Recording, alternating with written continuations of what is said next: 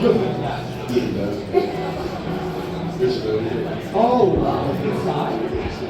it happens all the time, almost every game. I noticed that like when I would speak, people would be like, oh my god, it's a girl, and then they'd start harassing you in the game and you're like, okay, well. They usually switch up very quickly. If you have a good KD, they're nice or they're flirty. If you have a bad KD, they kind of start to shit talk a little bit or tear you down. I've had a lot of situations where it either gets extremely sexual for no reason, just because they hear it, or they decide that my name sounds too feminine, and so then they start making remarks, or you know, the comment like, oh, you're dog shit, you're boosted, stuff like that kind of happens.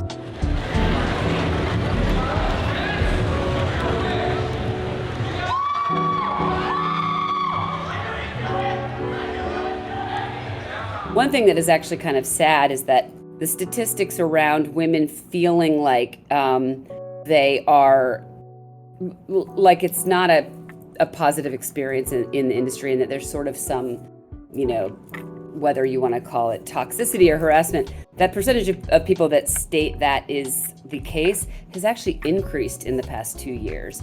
I would say like something that might hold them back is maybe kind of the hate that they do experience in their day-to-day gaming lives, right?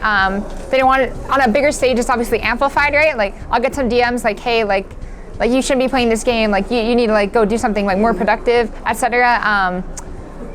I would say that maybe fear of that could prevent someone from going pro, but I'm hoping now that with more and more females playing and like becoming more expected to like see females in your games, that they can come around to it and start playing competitively. Wait, guys on beach.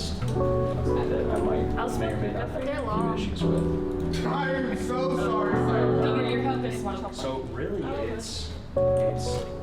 Okay, I'm gonna try to flank. And so I submitted esports as kind of my problem of there's this toxic community, and if we start these programs in schools, as these kids grow up, will that community change? And yes, the answer is yes, unequivocally yes. So it was supposed to be what started as supposedly for the 6 middle schools in my school district is now a really big statewide program. What started as a emotional response to sexism is now the largest esports organization in the country by several orders of magnitude. Yeah, you're one going towards. They popped in. Yeah, they have a KJ set up here. They have a KJ set up here.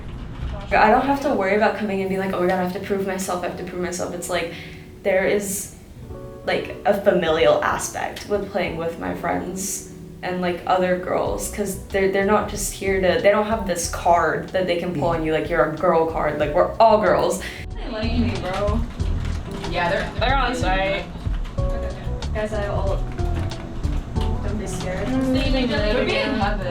We are working with a couple of entities that are on college campuses already. We have 100 colleges that are officially in our program, but the more we can really identify what the tangible items that we'll be able to kind of offer colleges moving forward, and it's things like mentorships, access to women in senior leadership positions. I mean, also access to men in senior leadership positions, access to jobs, mental health support. It's interesting. Video games are off. If you say the phrase mental health and gaming, a lot of people go right to like gaming addiction. And actually, what we're usually talking about is gaming can be a support for mental health.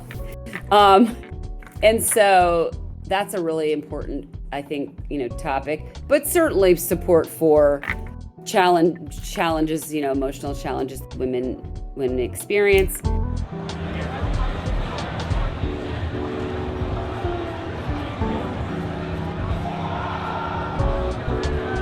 So Majesty was actually founded this year in February of 2023, and the point of it is to create a space for women and non-binary marginalized genders to just feel like there's a safer space to be able to compete. I think when entering the space, it's intimidating, and if people don't have resources or friends or anything to get into it, it's hard to get into going to competitive tournaments because they're so male dominated.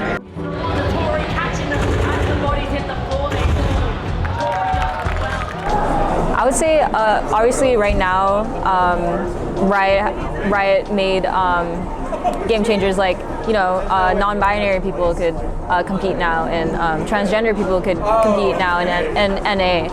And maybe it would be great to see that worldwide as well. I definitely wish I could see some more co-ed teams, because I think from my point of view right now, it's either like it's only an all women's team or it's an all men's team.